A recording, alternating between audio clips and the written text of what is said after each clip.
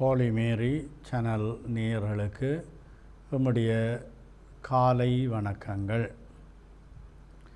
இன்றைய நாளுக்குரிய வாசகமாக யோவான் நற்செய்தியின் 6ஆம் அதிகாரத்தின் 35ஆம் வசனத்திலிருந்து 40ஆம் வசனங்கள் வரையுள்ள பகுதி எடுக்கப்படுகின்றது. இறை வார்த்தைக்கு செவிமடுப்போம்.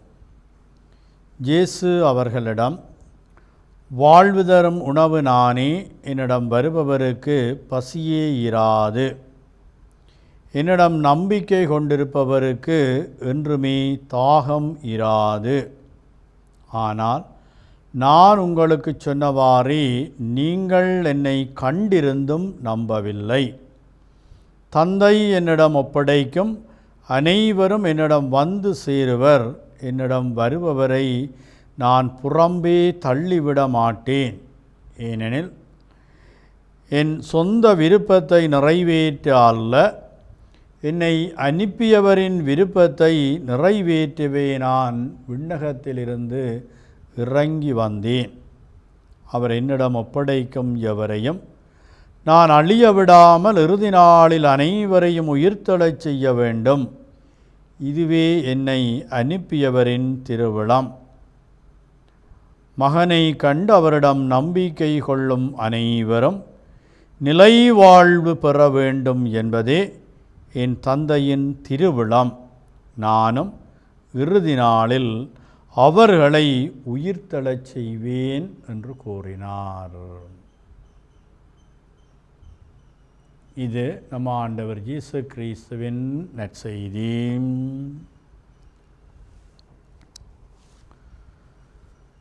ஆண்டவன் கிறிஸ்துவில் அன்பார்ந்த சகோதரர்களே, இன்றைய நாள் முழுவதற்குமான சிந்தனை பொருளாக இயேசுவினுடைய இறை தன்மையை பற்றி நாங்கள் சிந்திக்க தியானிக்க அழைக்கப்படுகின்றோம். நம்பிக்கை தான் எங்களுடைய வாழ்க்கை. இந்த நம்பிக்கை உள்ள ஒரு கிறிஸ்தவ கத்தோலிக்க வாழ்விற்கு எங்களை படைத்தவரை, கடவுளை நாங்கள் கண்ணால் காண முடியாது. ஆனாலும் இறை தந்தை தம்மை மனுக்குலம் காண விரும்புவதையும் தங்களுடைய ஊன கண்களினாலே கண்டுணர, ஸ்பரிசிக்க, அனுபவிக்க, அந்த பார்வை புலன்களினாலே இறை பிரசன்னத்தை, இறை தரிசனத்தை, இறைவனுடைய உருவகத்தை அவர்கள் உள்வாங்க விரும்புகின்றார்கள் என்று விரும்பி தம்முடைய ஒரே பேறான மகனை நாங்கள் காணத்தக்கவராக எங்களுக்காக இந்த உலகத்திற்கு அனுப்பினார். எங்களுக்கு கொடுக்கப்பட்டிருக்கின்ற 4 நற்செய்திகளிலே இந்த உத்தமை நற்செய்தி என்று சொல்லப்படுகின்ற 3 நற்செய்தியாளர்களை விட யோவான் நற்செய்தியாளர், த டிவைன் நேச்சர், இயேசுவினுடைய இறை தன்மையை பற்றி அதிகம் கதைப்பார். அவர் தம்முடைய நற்செய்தியிலே இந்த இயேசுவினுடைய இறை தன்மையை பற்றி சொல்லுகின்ற பொழுது, நாங்கள் இயேசுவை வெறும் மனிதனாக மட்டுமல்லாமல் அதனிலும் மேலாக இறைவனாகவும் ஏற்றுக்கொள்ள வேண்டும். இயேசுவை நாங்கள் கண்காணும் இறைவனாக ஏற்றுக்கொள்வது மட்டுமல்லாமல் அவரில் நம்பிக்கை கொள்ள வேண்டும். அவருடைய வார்த்தைகளிலே நாங்கள் நம்பிக்கை கொள்ள வேண்டும். இன்னும் சிறப்பாக எங்களுடைய நம்பிக்கையை அந்த இயேசுவை காண்பதனாலும் அவருடைய வார்த்தைகளை ஏற்றுக்கொள்வதனாலும், அந்த இயேசுவை நாங்கள் கண்டு அவருடைய வார்த்தைகளை நம்பி ஏற்றுக்கொள்வதனால் நாங்கள் எங்கள் விசுவாசத்தை அவரிலே ஆழப்படுத்தவும் இன்றைய நாள் எங்களுக்கு தரப்பட்டிருக்கின்றது.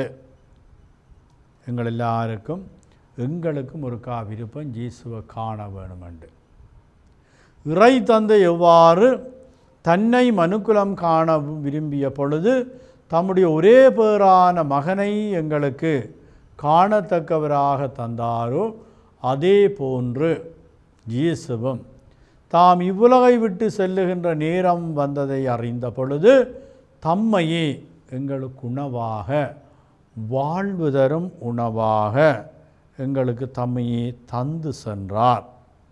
அன்பார்ந்தவர்களே, இதன் பொருட்டு இன்றும் வாழுகின்ற கடவுளாக, உயிருள்ள கடவுளாக, இறை பிரசன்னத்தை தருகின்ற கடவுளாக நாங்கள் நற்கருணை ஆண்டவரை எங்கள் மத்தியிலே நாங்கள் கண்காணும் கடவுளாக வாழ்விலே சுவைத்து கொண்டிருக்கின்றோம். எங்களுக்காக அந்த இறை தன்மையை நாங்கள் ருசித்து கொண்டிருக்கின்றோம். அவை அப்படியான அந்த உன்னதமான இறை பிரசன்னத்தை இயேசு தந்திருக்கின்றார்.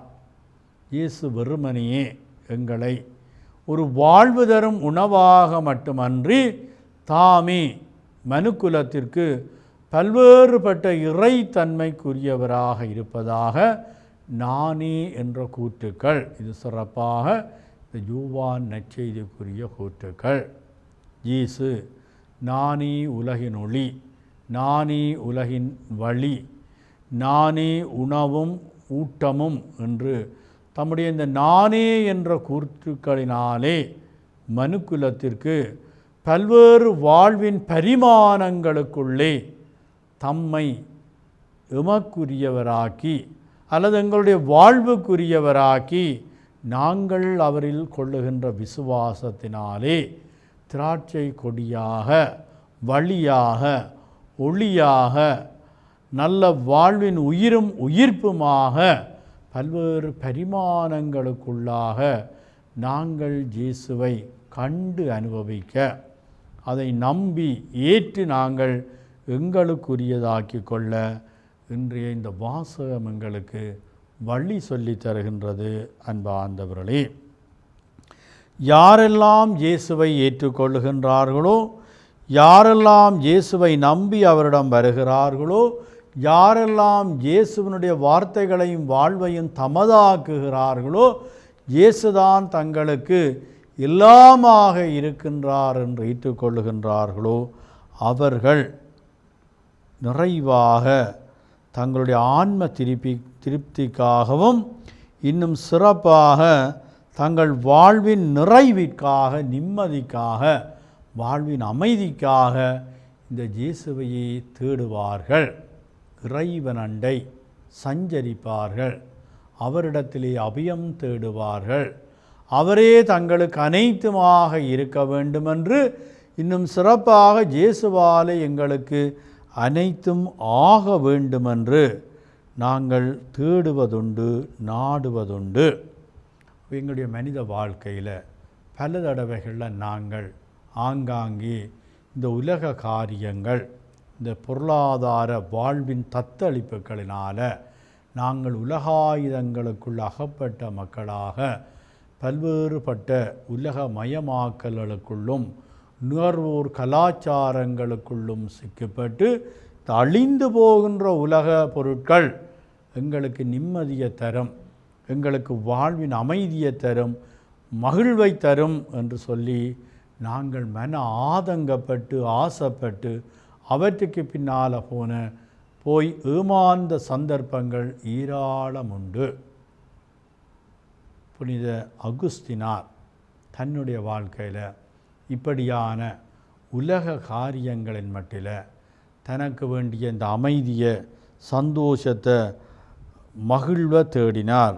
இந்த மெனிக்கிசம் என்கின்ற ஒரு பிள்ளையான கொள்கை முறைகளுக்குள்ளே அவர் அகப்பட்டு சிக்கப்பட்டு வாழ்வில் இந்த இன்னொரு மகிழ்வை தேடுறதுக்காக அவற்றுக்கு பின்னால் போன அகஸ்தினார் அவை எல்லாமே வறுமை, அவற்றிலே ஒன்றுமில்லை என்று அகஸ்தினார் அம்புரோசியாருடைய அந்த போதனைகளில், அவருடைய அந்த உன்னதமான மறை உரைகளில், இறைவார்த்த பகிர்வுகளில் ஈர்க்கப்பட்டு அவரண்டை தஞ்சமடைந்து இயேசுவுக்குரியவராக, இயேசுவை இறைவாக அனுபவித்தவராக, இயேசுவை தமதாக்கியது மட்டுமல்லாமல் பிறருக்காகவும் கொடுத்து நின்றார்.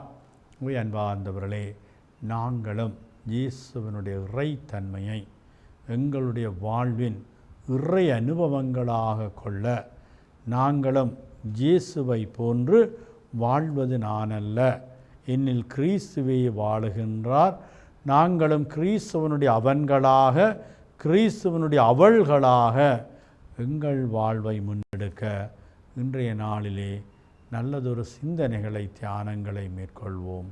இன்றைய நாளை எமக்கு இறை ஆசிரின் இறை அருளின் நாளாக்கி கொள்ள உங்களை ஆசித்து வாழ்த்தி நிற்கின்றோம்.